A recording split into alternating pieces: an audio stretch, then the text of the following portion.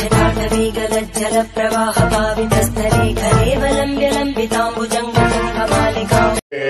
तुम सामने हो बन से बजाते मन को लुभाते, गाता यही मैं धननाद त्यागूं, गोविंद दामोदर माधवेति, गोविंद दामोदर माधवेति, हे कृष्ण हे यादव हे सकेति, गोविंद दामोदर माधवेति, हे कृष्ण हे यादव हे सकेति।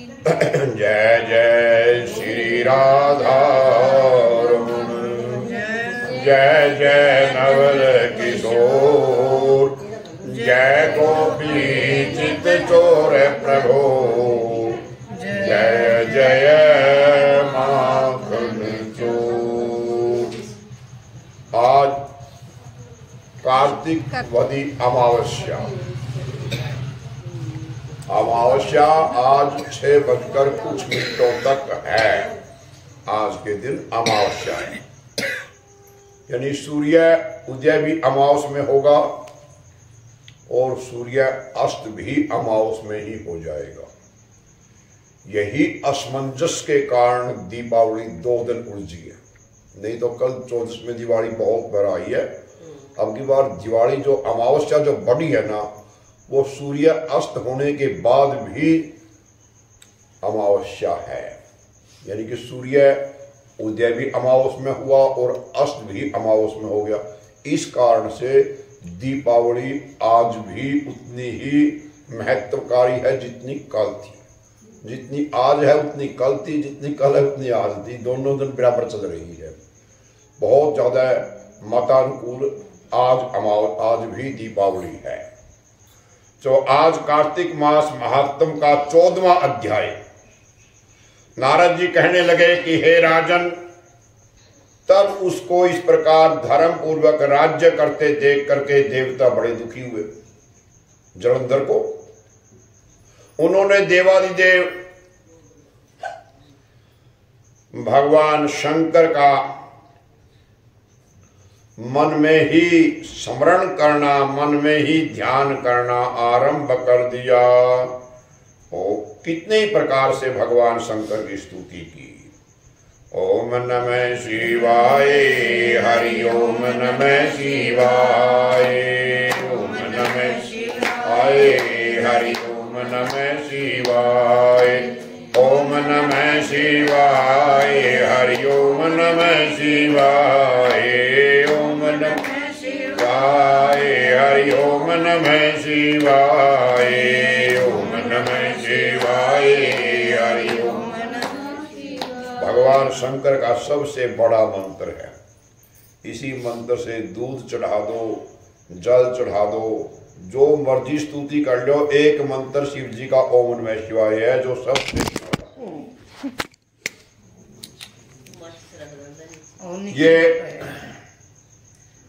यही मंत्र भक्तों की कामना पूर्ण करने वाले भगवान शंकर ने नारद जी को बुला करके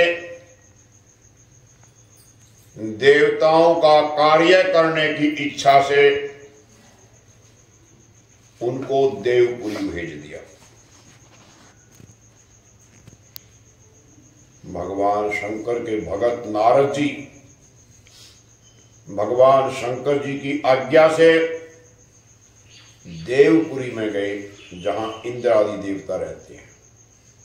इंद्र आदि सब देवता बड़े दुखी होकर के शीघ्रता से उठ करके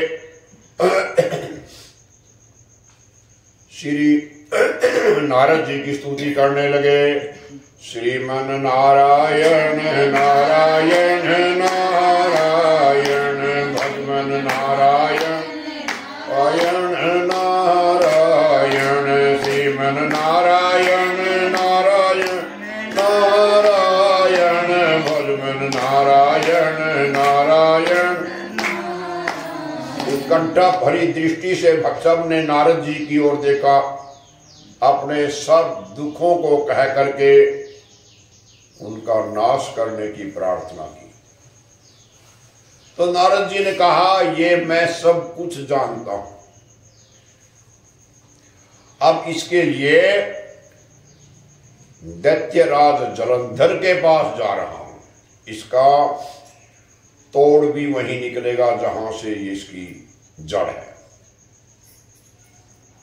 ऐसा कह करके देवताओं को आश्वासित करके श्री नारद जी जलंधर की सभा में आए।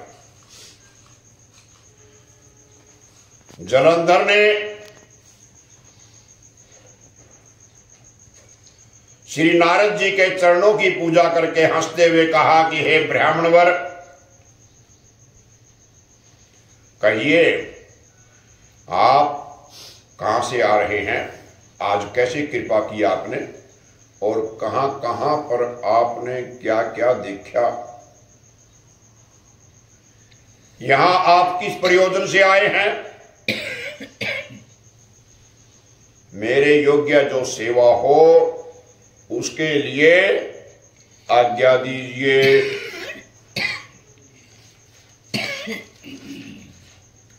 जलंधर के इस प्रकार के वचनों को सुनकर के श्री नारद जी प्रसन्न होकर के बोले कि हे दानवराज, महाबुद्धिमान जलंधर,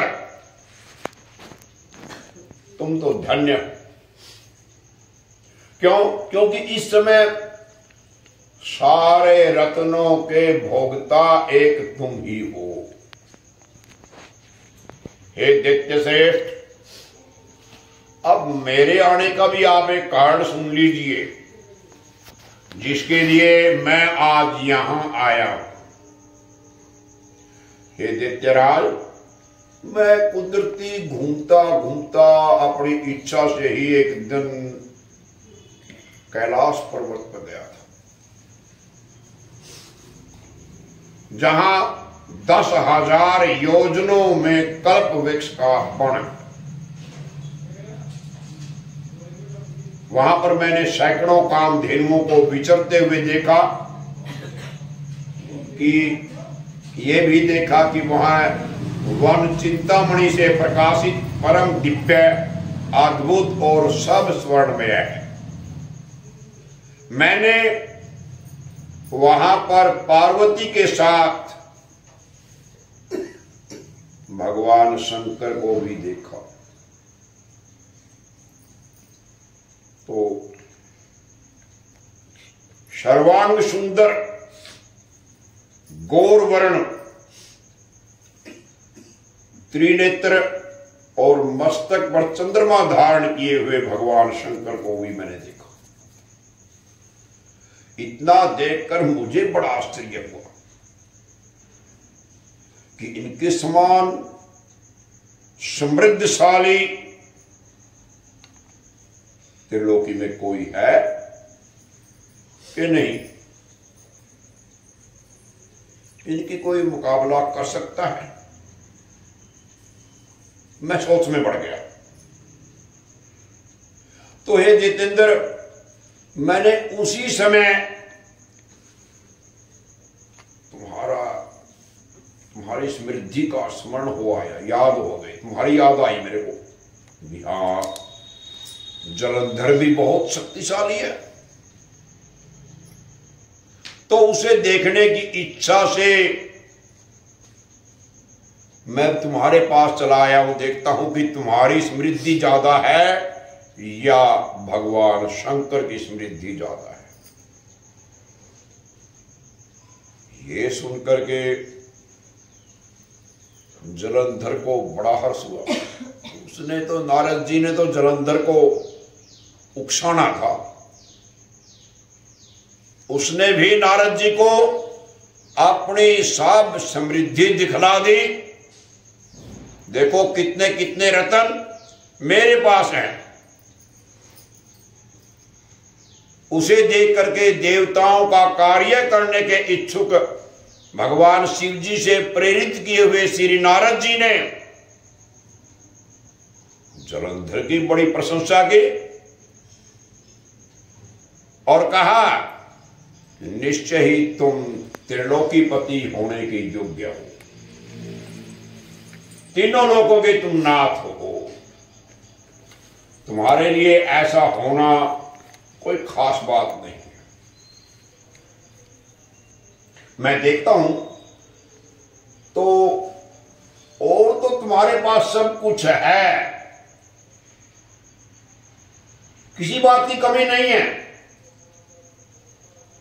ऐरावत हाथी तुम्हारे पास है, ऊंची सरवा घोड़ा तुम्हारे पास है, कल्प वृक्ष कुबेर का सारा खजाना तुम्हारे पास है, मणियों रत्नों के ढेर तुम्हारे यहां लगे हुए हैं, ब्रह्मा जी का हंस युक्त विमान भी तुम्हारे पास खड़ा है।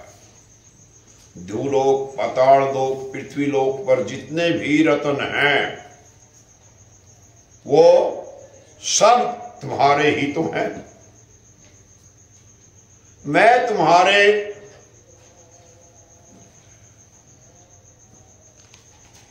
तुम्हारे इस प्रकार के सब रत्नों आदि को, ऐश्वर्य को देखकर बड़ा प्रसन्न हूं, परंतु आगे परंतु तुम्हारे पास कोई स्त्री रत्न नहीं है, उसके बिना तुम्हारा ये सारा काम झाम जो भी है सब फीका है। तुम कोई स्त्री रत्न ग्रहण करो। नारद जी के ऐसे वचनों को सुनकर के दैत्यराज जलंधर काम से व्याकुल हो गया। उसने नारद जी को प्रणाम करके पूछा, हे नारद जी, ऐसी स्त्री कहां मिलेगी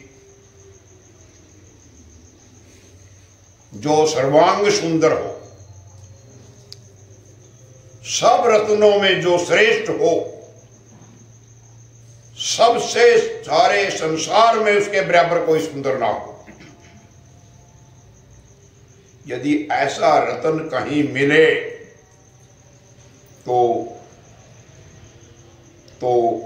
मैं आपकी आज्ञा से उसे अवश्य ले आऊंगा। नारद जी यही तो आग लगाने आए थे उसको मालूम था कि ये फंसेगा नहीं और शक्ति में नहीं फंसेगा। नारद जी ने कहा, ऐसा रतन तो केवल कैलाश पर्वत पर योगेश्वर भगवान शंकर के पास है, शंकर के पास ही है और कोई नहीं। उनकी सर्वांग सुंदर पत्नी देवी पार्वती बहुत ही मनोहर सुंदर है, उसके समान सुंदरी मैंने आज तक नहीं देखी। वास्तव में कई शास्त्रों में ये ऐसा है कि सीता मां है, लक्ष्मी है, सती हुई है, परंतु पार्वती के समान कोई सुंदर नहीं हुई आज तक। ऐसा कवि कालिदास जी ने कई ग्रंथों में लिखा है। शंकर से बढ़कर के समृद्धिवान दूसरा कोई नहीं है। उसके इस रत्न की महिमा तीनों लोकों में कहीं पर भी नहीं है। तभी तो परम विरक्त आत्माराम भगवान शंकर भी उनके बस में है, पार्वती के बस में हैं भगवान शंकर। देव ऋषि नारद उस दैत्य के ऐसा कह करके, ऐसी आग लगा करके उसको पतन करने का रास्ता दिखा करके आकाश मार्ग से भगवान का गुणगान गाते हुए चल पड़े। श्री कमल ने